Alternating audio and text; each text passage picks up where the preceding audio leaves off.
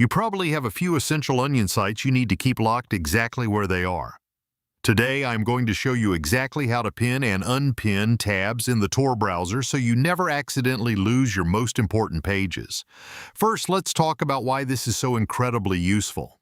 Pinning tabs in Tor is an absolute game changer for your workflow. When you pin a tab, it shrinks the web page down to a small, neat icon.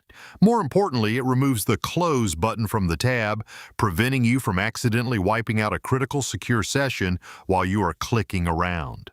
Let's get right into how to do it.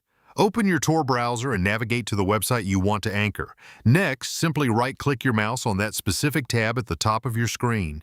A drop-down menu will appear. From this list, click on Pin tab.